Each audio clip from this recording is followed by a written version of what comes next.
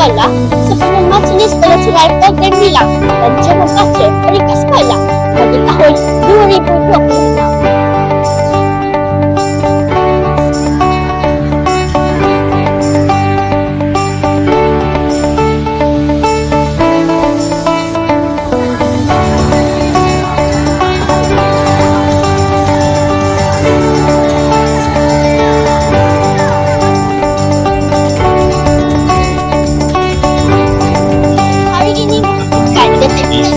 Dalam usaha memudahkan anak membaca dalam kalangan dan sekolah.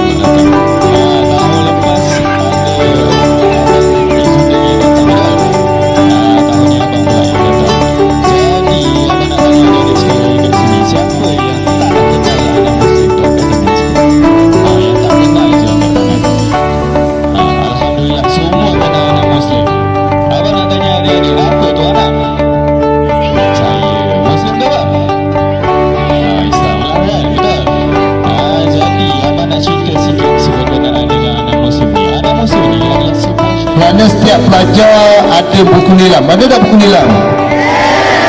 Ini adalah kesinambungan daripada buku nilai yang ada ni. Tujuan program ini adalah objektifnya untuk melahirkan pelajar SK Terpasu yang cintakan buku, sukakan buku, membaca buku, terutamanya pada bulan puasa.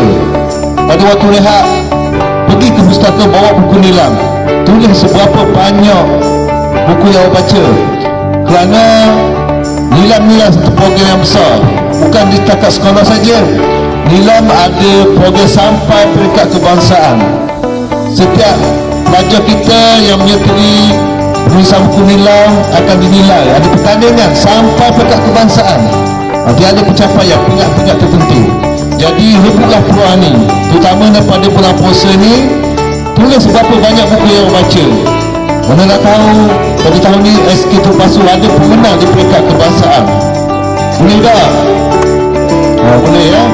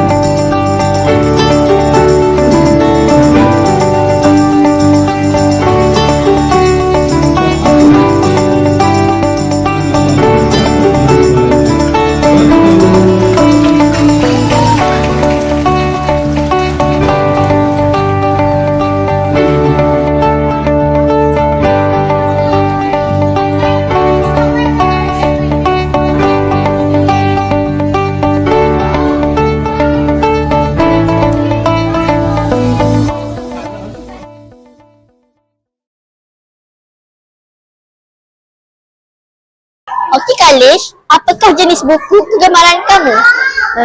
Jenis buku saya suka yang suka cari-cari kata, cari-cari gambar dan yang senyum kata tu. Suka sangat. Oh, program seperti ini bukan sekadar acara tahunan, tetapi satu gerakan berterusan untuk melahirkan generasi yang berilmu dan berakhlak. Bak kata pepatah, membaca jabatan ilmu. Saya, Zania Sulaika, wartawan TPSS Sekolah Kebangsaan Teluk Pasu, melaporkan untuk siaran rasmi sekolah. Sekian, terima kasih.